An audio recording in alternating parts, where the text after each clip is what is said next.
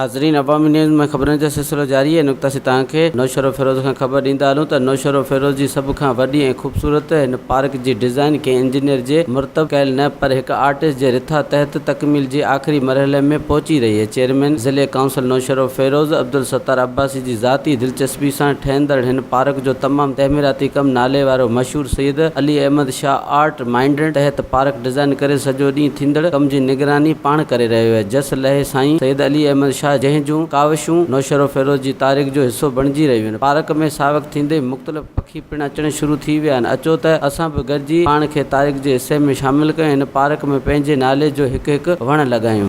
ज़िले नौशरो फिरोज़ जी सभ खां वॾी ऐं ख़ूबसूरत हिन पार्क जी डिज़ाइन कंहिं इंजीनियर जी मरतब कयल न पर हिकु आर्टिस्ट जी रिथा तहत तकमील थियण जे आख़िरी मरहलनि में पहुची रही आहे।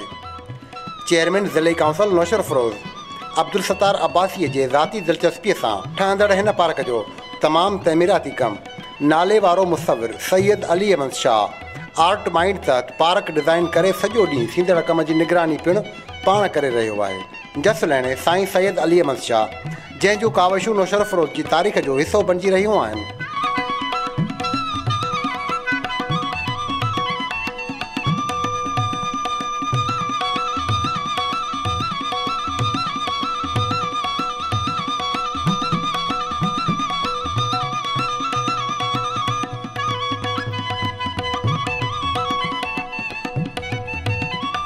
पार्क में सावण थींदे ई मुख़्तलिफ़ क़िस्मनि जा पखी पिणु अचणु शुरू थी विया आहिनि।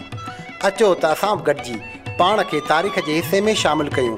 हिन पार्क में पंहिंजे पंहिंजे नाले जो हिकु हिकु वणु लॻाए पंहिंजे ज़िले जे अवाम खे चवंदुसि त हू बि हिन कम में ख़ासि तौर ते ॿूटा ऐं वॾा ॿूटा उहे खणी अचनि ऐं पंहिंजे पंहिंजे यादगार तौर ते अचनि। असीं लॻाए ॾींदासीं पर हू माण्हुनि खे इहो अहसासु थींदो त इहो जेको ॿूटो आहे इहो मूं किथां आंदो हो ऐं उनजी उहा नेकी हुनखे जेसि ताईं उहे वण हिते हूंदा, छाकाणि त किन किन वणनि जी उमिरि हज़ार साल थिए थी। जीअं पिपिर आहे, बड़ आहे, हिकिड़ो वणु तव्हांजो 1000 साल बीहे त छा था सम्झो त उन मां केतिरनि पखियुनि जीतनि ॼणनि इंसान खे फ़ाइदो। वधीक ख़बरनि ऐं तफ़सील लाइ विज़िट कयो अवामी news Facebook page, YouTube page ऐं अवामी न्यूज़ वेबसाइट।